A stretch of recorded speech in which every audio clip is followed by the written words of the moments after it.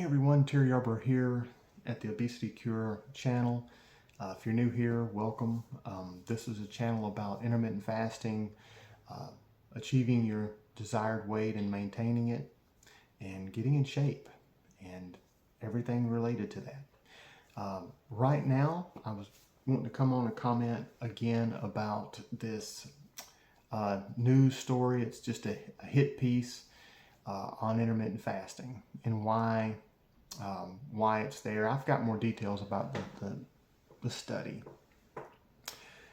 So it's surprised everyone how quickly all of the news outlets have jumped on this intermittent fasting story. All of them are covering it. I mean, they're just saying the same things. Like we've seen the video before where all of the news media are saying the same exact things. You know, that's what's happening here. This comes from a study done in the early 2000s that was just a food survey that people filled out.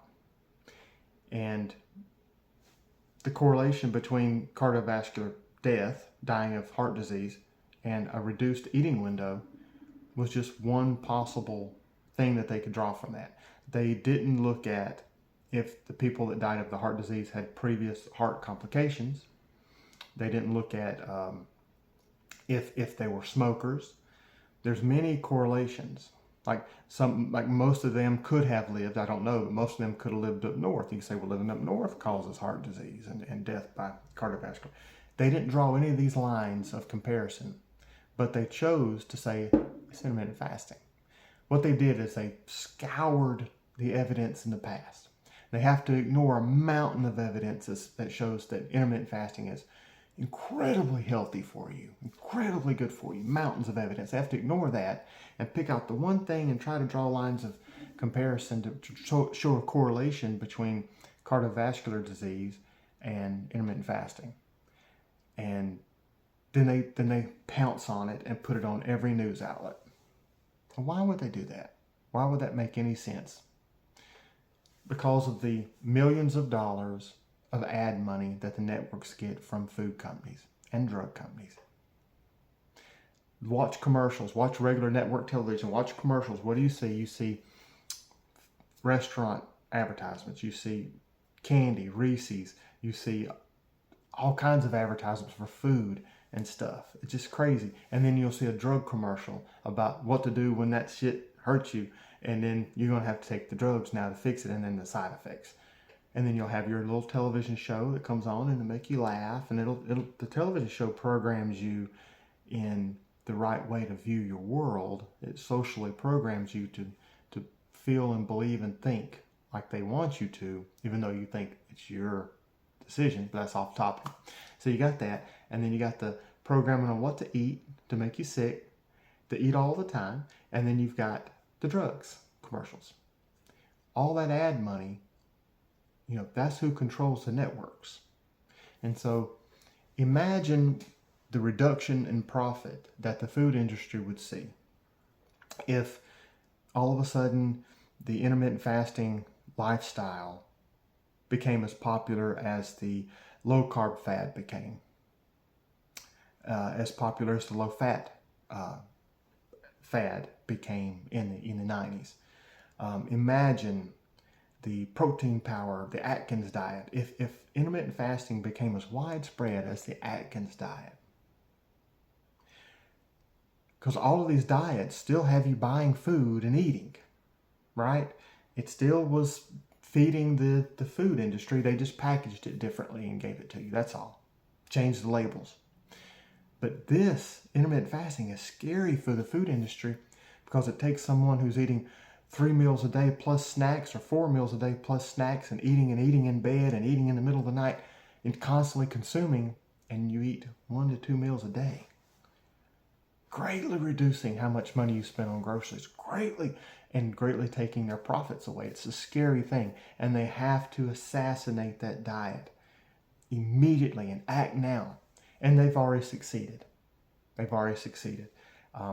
Because people now, a lot of people that they want to get interested in losing weight, if they hear about intermittent fasting, they're going to Google it, and they're going to say, oh, it causes a 91% increase in cardiovascular death. Oh, hell no, I'm not doing that.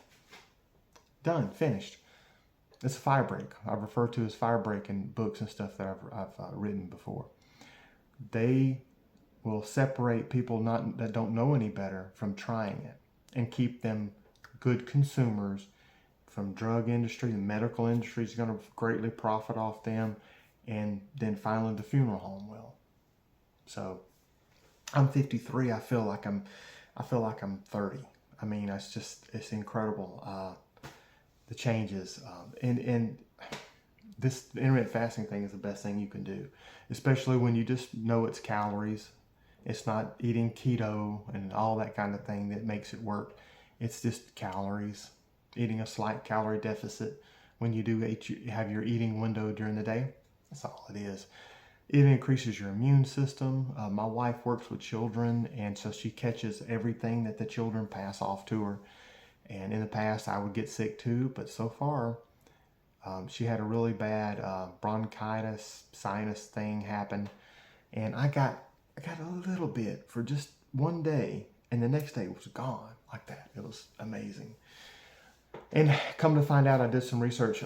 Viruses and bacteria have to have an influx of carbohydrates. I eat carbs too, right? Like I'm not low carb. I am not low carb. I don't suggest anyone ever be low carb. But by fasting, you get down to burning your body fat, and the viruses and bacteria can't live on ketones. You can't do it. They have to have carbohydrates. So by fasting, you starve the viruses and stuff to death. Now, I'm not a doctor, and I'm not giving you medical advice and all that. I'm just saying what I actually found when I looked into it and trying to explain why I'm not getting sick now. But anyway, thank you for coming to the channel. If you haven't subscribed, please do so, and click that little like button at the bottom. It doesn't cost you a thing to click that, and it really helps my videos get out there. This is a fledgling channel, and I got new stuff coming in the future. I'm going to do what I eat in a day. I'm going to do a workout video showing the exercise that I do to work out. I work out at home. You don't have to go to a gym. You don't have to spend 3 hours at the gym every day. That's absolute nonsense. That's more exercise industry making you convinced that you've got to do this stuff. You don't have to take supplements and all that kind of stuff.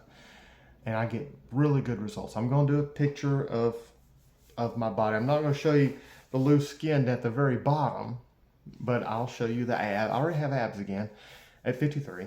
And I'm going to show you the abs and the muscle that I managed to build in 8 months or so. Well, that's coming. And so some stuff here, it's interesting. You should subscribe and things. But anyway, see you next time.